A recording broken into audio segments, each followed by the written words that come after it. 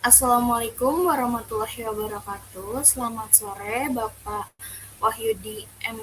SPKJ, selaku dosen mata kuliah praktik klinik keperawatan. Sebelumnya perkenalkan, saya Naya Safira Harunisa dengan NIM I1B023135.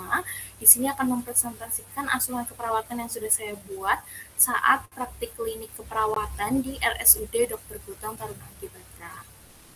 Mungkin langsung saja saya akan mempresentasikannya. Baik, untuk judul asuhannya ada asuhan keperawatan medikal bedah, psikososial, dan maternitas di RSUD Dr. Gutang Taruna Antibatra. Baik, yang pertama ada asuhan keperawatan medikal bedah. Kasusnya itu ada Nyonya R usia 72 tahun dengan keluhan mual, muntah, nyeri, ulu hati, dan sulit mobilisasi. Untuk diagnosa medisnya itu ada dispepsia. Untuk dispepsia sendiri adalah sekumpulan gejala pada sistem pencernaan bagian atas yang ditandai dengan rasa tidak nyaman, nyeri di ulu hati, cepat kenyang, perut penuh setelah makan, mual, muntah, kembung, dan sensasi terbakar.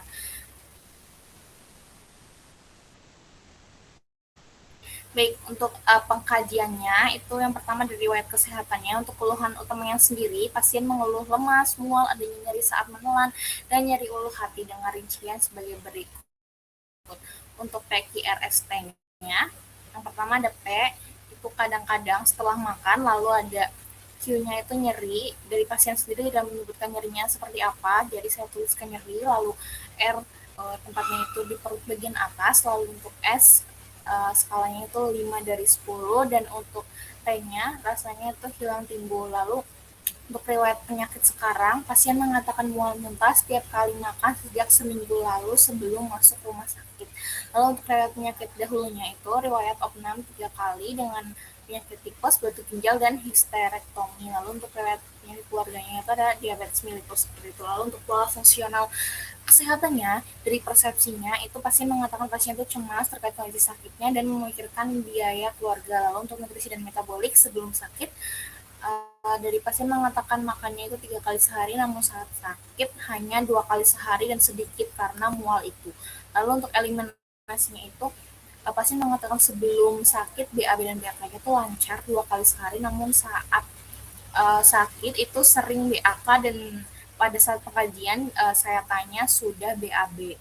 Lalu untuk aktivitas dan latihan, pasien mengatakan aktivitasnya itu terbatas, hanya berbaring di rumah menjaga cucu karena mobilisasinya juga menggunakan kursi roda seperti itu. Lalu untuk istirahat dan tidurnya, pasien mengatakan sebelum sakit tidurnya nyenyak, tapi saat sakit menjadi sulit tidur karena sering BAK. Lalu untuk kognitif dan persepsinya, dari pasien mengatakan ingatannya masih baik dan masih tajam karena pasien sendiri juga masih berjualan seperti itu. Lalu untuk konsep dirinya, pasien mengatakan merasa kurang nyaman karena tidak bisa bekerja dan memikirkan biaya hidup. Lalu untuk peran dan hubungan, pasien mengatakan masih aktif berinteraksi di rumah dengan cucu dan orang lain saat berjualan. Lalu untuk seksualitasnya, pasien mengatakan sudah menopause karena yang memang sudah lansia. Lalu untuk toleransi stres kopinya, pasien mengatakan mengatasi stres dengan mengobrol bersama cucunya. Lalu untuk nilai dan keyakinan, pasien sendiri mengatakan beragam Islam dan rutin sholat 5 waktu di rumah.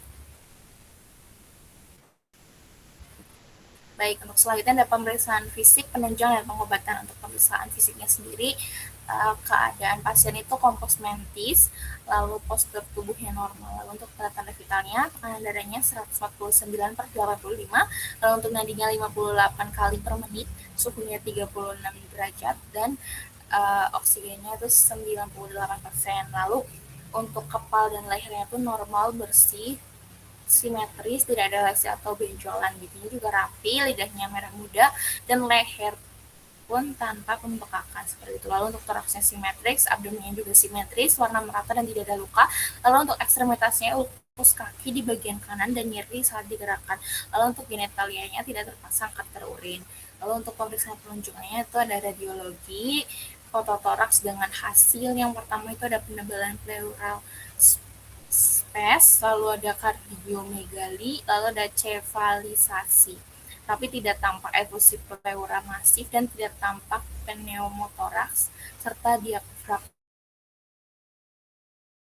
cuma tidak mendatar seperti itu. Lalu untuk terapi dan pengobatannya itu ada infusaserin, injeksi ranitidin, injeksi kodein, antasida, injeksi ketorolax 2 kali 1, injeksi dexa 3 kali 1, drip pantoprazol 1 kali 1, injeksi ondansetron 2 kali 1, dan plantasid sirup serta sucralfate sirup seperti itu.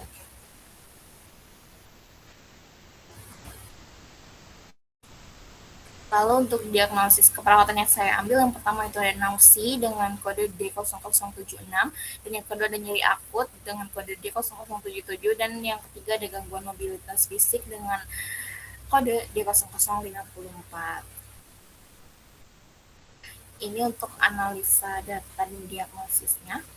Yang pertama, untuk data subjektifnya itu pasien mengeluh mual dan ingin muntah saat makan, lalu pasien tidak berniat untuk makan. Lalu untuk etiologinya itu iritasi lambung akibat peningkatan sekresi asam lambung atau dispepsia itu sendiri. Untuk masalahnya itu nausi. Lalu selanjutnya ada DO, itu diberikan terapi injeksi ranitidin dan antasida. Lalu untuk DS-nya, pasien mengatakan nyeri pada ulu hati, lalu pasien mengatakan nyerinya itu muncul kadang-kadang setelah makan, lalu pasien mengatakan nyerinya hilang timbul dengan skala 5 dari 10. Untuk etiologinya itu agen pencedera fisiologis, masalahnya nyeri akut. Lalu selanjutnya ada DO, pasien terlihat menggunakan kursi roda, lalu pasien tampak lemah dan tidak mampu berjalan sendiri, lalu ditemukan ulkus pada kaki bagian kanan dan nyeri saat ekstremitas digerakkan, lalu ada aktivitas pasien dibantu oleh orang lain dengan kursi roda. Lalu untuk DS-nya, pasien mengatakan tidak bisa berjalan, pasien mengatakan hanya berbaring di tempat tidur, dan pasien mengatakan kakinya nyeri saat digerakkan, dan pasien mengatakan merasa lemas. Lalu untuk etiologinya itu penurunan kekuatan otot, dengan masalahnya itu gangguan mobilitas fisik.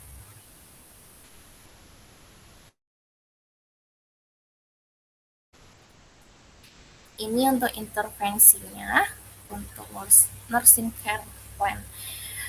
Yang pertama itu nausi dengan kode D0076 berhubungan dengan iritasi lambung yang dibuktikan dengan mengeluh mual, merasa ingin muntah, dan tidak berminat makan.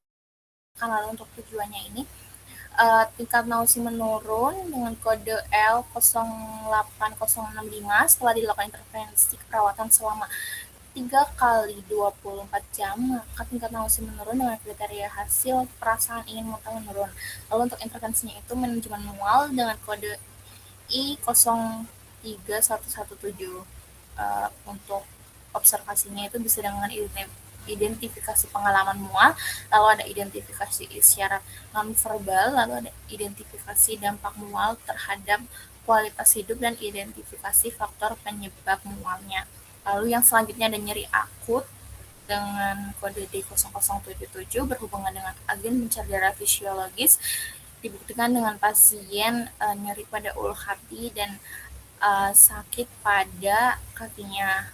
Lalu untuk tingkat nyeri menurun dengan kode L08066 setelah dilakukan intervensi keperawatan selama 3 kali 24 jam, maka tingkat nyeri menurun dengan kriteria hasil keluhan nyeri menurun. Lalu untuk intervensinya itu manajemen nyeri, observasi bisa dengan identifikasi lokasi, karakteristik, durasi, frekuensi, dan kualitas dan intensitas nyerinya itu sendiri, lalu bisa dengan identifikasi skala nyerinya, lalu identifikasi responnya, lalu identifikasi faktor yang memperburuk rasa nyeri seperti itu.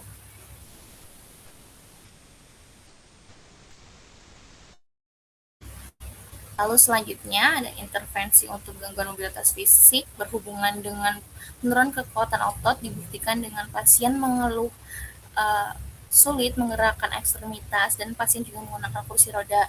Lalu untuk tujuannya itu mobilitas membaik setelah dilakukan intervensi keperawatan selama 3 kali 24 jam, maka mobilitas fisik meningkat dengan kriteria hasil yang pertama, pergerakan ekstremitas meningkat, lalu kedua kekuatan otot meningkat. Lalu untuk intervensinya adalah dukungan mobilisasi, dengan yang pertama itu identifikasi adanya nyeri atau keluhan fisik, yang kedua ada identifikasi toleransi fisik melakukan pergerakan, lalu ada fasilitasi aktivitas mobilisasi dengan alat bantu, dan bisa juga edukasi dengan menjelaskan tujuan dan prosedur mobilisasi seperti seperti itu. Ini untuk daftar pustakanya. Mungkin itu terkait asuhan perawatan dari medical bed sendiri itu Tuan G, laki-laki usia 42 tahun dirawat di RSUD Dr. Gutang Taruna Adibrata dengan kondisi penurunan kesadaran disertai muntah, darah segar, dan batuk darah. Pasien juga memiliki riwayat penyakit yang menyebabkan keterbatasan aktivitas sehingga tidak mampu menjalankan peran dan pekerjaan seperti sebelumnya. Selama perawatan, pasien menjadi bergantung kepada orang lain dan menyatakan tidak mampu melakukan aktivitas yang biasa ia lakukan. Kondisi ini memunculkan masalah psikologis berupa ketidakberdayaan akibat program perawatan yang kompleks dan perubahan peran akibat sakit. Betul, diagnosis yang saya ambil untuk ketidakberdayaan. Untuk definisinya, ketidakberdayaan adalah persepsi individu bahwa segala tindakannya tidak akan mendapatkan hasil atau suatu keadaan di mana individu kurang dapat mengendalikan kondisi tertentu atau kondisi yang baru dirasakan, seperti itu. Lalu ini untuk pengkajiannya, data subjektifnya itu ditemukan pasien mengatakan frustasi, yang kedua pasien mengatakan tidak mampu melakukan aktivitas seperti sebelum sakit, lalu pasien mengatakan bergantung kepada orang lain, dan pasien mengungkapkan kalimat sudah pasrah dengan takdir, terserah dengan nasib, seperti itu. Lalu untuk data objektifnya itu bergantung pada orang lain dalam aktivitas sehari-hari, lalu terjadi perubahan dan transisi peran akibat sakit, lalu penurunan kemampuan menjalankan peran sebagai pekerja, seperti itu. Analisa datanya, ini DS-nya pasien menyatakan frustasi atau tidak mampu menjalankan aktivitas sebelumnya.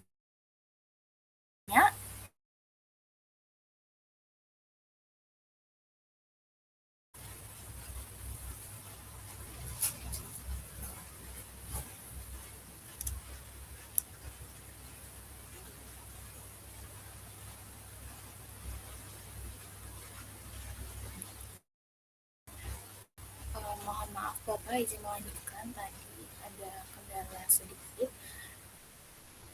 Baik, untuk analisa datanya, itu yang pertama DS-nya itu pasien menyatakan frustasi dan tidak mampu melaksanakan aktivitas sebelumnya, lalu untuk BO-nya bergantung pada orang lain, untuk etiologinya itu program perawatan atau pengobatan yang kompleks, lalu untuk masalahnya saya ambil ketidakberdayaan, seperti itu.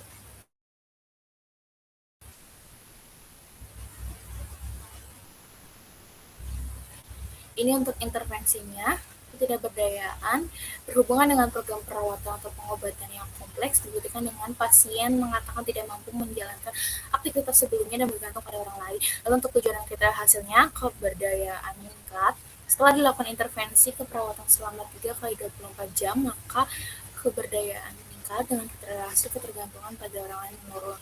Untuk intervensinya itu promosi coping. Yang pertama bisa mengidentifikasi kegiatan jangka pendek dan panjang sesuai tujuan, lalu bisa dengan mengidentifikasi kemampuan yang dimiliki, identifikasi sumber daya yang tersedia untuk memenuhi tujuan, identifikasi pemahaman proses penyakit, identifikasi dampak situasi pada peran dan hubungan, seperti itu. Itu daftar pustakanya.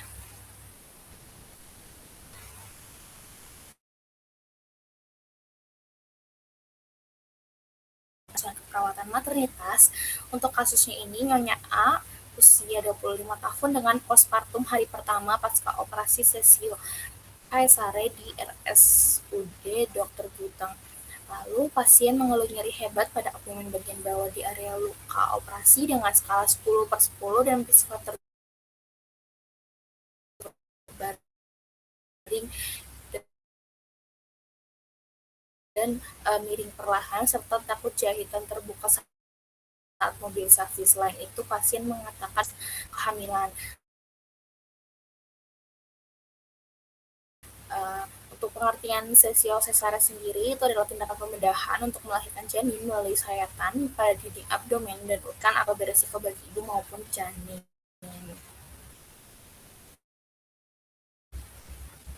Lalu untuk pengkajiannya, ini ada data subjektif dan objektif. Untuk subjektifnya itu pasien mengatakan nyeri seperti desayat-sayat, lalu pasien mengatakan nyeri di perut bagian bawah, lalu pasien mengatakan skala nyerinya itu 10/10, lalu pasien mengatakan nyeri dirasakan terus menerus, pasien mengatakan hanya bisa berbaring dan miring perlahan, lalu pasien mengatakan takut jahitannya terbuka juga bergerak, lalu pasien mengatakan tidak bisa mengikuti kelas kehamilan, lalu pasien mengatakan belum mengetahui tentang menyusui dan pasien mengatakan baru menyusui 1 kali. Lalu untuk data objektifnya sendiri, pasien tampak meringis, lalu ekspresi wajah menunjukkan nyeri, lalu luka sesarnya itu tampak tertutup dengan baik, lalu pasien mengeluh nyeri saat area luka disentuh, lalu pasien tampak kesulitan mengubah posisi di tempat tidur, lalu pasien meringis saat bergerak, dan mobilisasi pasien itu terbatas. Lalu untuk ASI yang keluar juga sedikit karena saya juga ikut mengecek payudara si ibu.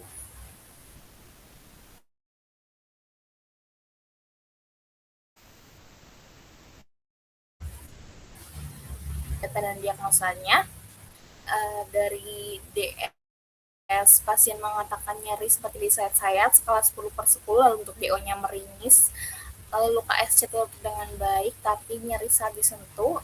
Itu etiologinya agak cedera fisik. Lalu untuk masalahnya itu nyeri akut. Lalu subjektif, pasien mengatakan tidak mengikuti kelas kehamilan dan belum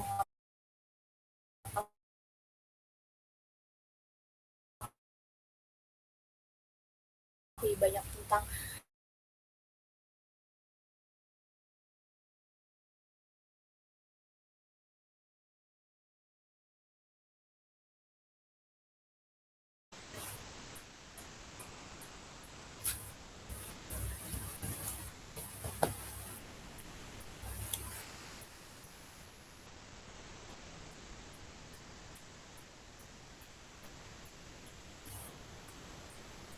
baik. Izin melanjutkan presentasi, Pak.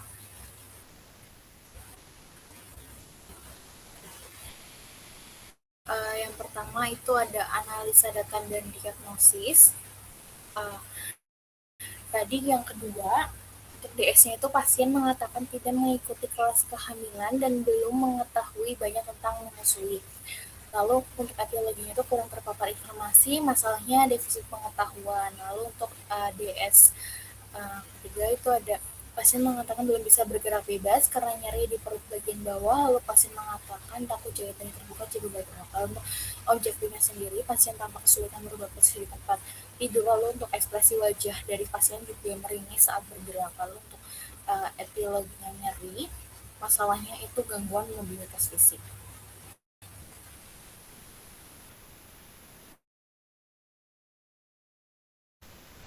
Jadi untuk diagnosis yang saya ambil, yang pertama itu ada nyeri akut, yang kedua ada gangguan mobilitas fisik, dan yang ketiga ada defisit pengetahuan. Lalu ini untuk nursing care plan-nya, yang pertama untuk nyeri akut berhubungan dengan agen pencedera fisik. Prosedur operasi dibuktikan dengan pasien mengeluh nyeri, lalu untuk tujuan dan kriteria hasilnya itu ada tingkat nyeri menurun setelah dilakukan intervensi keperawatan selama 3 kali 24 jam, maka nyeri menurun dengan kriteria hasil keluhan nyeri, meringis menurun, dan kesulitan tidur juga menurun. Lalu untuk intervensinya itu ada manajemen nyeri, itu bisa dengan identifikasi lokasi, karakteristik, durasi, frekuensi, dan kualitas nyeri. Lalu ada identifikasi skala nyeri, identifikasi respon nyeri. Lalu ada terapeutiknya itu bisa dengan memberikan teknik farmakologi untuk mengurai rasa nyeri seperti di kompres air hangat atau dingin. Lalu bisa dengan kontrol lingkungan yang memperberat rasa nyeri seperti suhu. Lalu selanjutnya ada gangguan mobilitas fisik berhubungan dengan nyeri luka pasca operasi dibuktikan dengan pasien tampak meringis ketika bergerak sedikit saja. Lalu untuk tujuan dan kriteria hasilnya itu mobilitas fisik meningkat setelah dilakukan intervensi keperawatan selama 3 kali 24 jam, maka mobilitas fisik meningkat. Dan kriteria hasil yang pertama pergerakan ekstremitas meningkat, lalu yang kedua kekuatan otot meningkat, yang ketiga ROM-nya meningkat, dan yang keempat pasien sudah bisa duduk. Lalu untuk intervensinya itu ada dukungan mobilisasi fisik dengan identifikasi adanya nyeri, keluhan fisik lainnya, lalu ada identifikasi toleransi fisik saat melakukan pergerakan, lalu monitor frekuensi jantung dan tekanan darah sebelum melakukan mobilisasi, lalu monitor kondisi umum selama melakukan mobilisasi. Lalu untuk terapeutiknya itu bisa dengan fasilitasi aktivitas mobilisasi dengan alat bantu, lalu bisa juga dengan fasilitasi melakukan pergerakan, lalu bisa dengan libatkan keluarga untuk membantu pasien dalam meningkatkan pergerakan. Yang selanjutnya ada defisit pengetahuan berhubungan dengan kurangnya terpapar informasi dibuktikan dengan ketidaktahuan ibu mengenai menyusui. Lalu untuk intervensi dan kriteria hasilnya, tingkat pengetahuan meningkat setelah dilakukan intervensi keperawatan digital 24 jam, maka tingkat uh, pengetahuan meningkat dengan kriteria hasil. Yang pertama, kemampuan menjelaskan pengetahuan tentang suatu topik meningkat, lalu kemampuan menggambarkan pengalaman sebelumnya yang sesuai dengan topik meningkat, lalu perilaku sesuai dengan pengetahuan meningkat. Lalu untuk intervensinya itu ada edukasi kesehatan, itu yang pertama bisa dengan identifikasi kesiapan dan kemampuan menerima informasi. Yang kedua ada identifikasi faktor-faktor yang dapat meningkatkan dan menurunkan motivasi perilaku. Lalu ada terapeutiknya, itu sediakan materi dan media pendidikan kesehatan. Yang kedua ada jadwalkan pendidikan kesehatan sesuai dengan kesepakatan, lalu berikan kesempatan untuk bertanya. Lalu edukasinya itu bisa jelaskan dan ajarkan mengenai cara menyusui dengan baik, lalu bisa dengan anjurkan perilaku untuk menyusui seperti itu.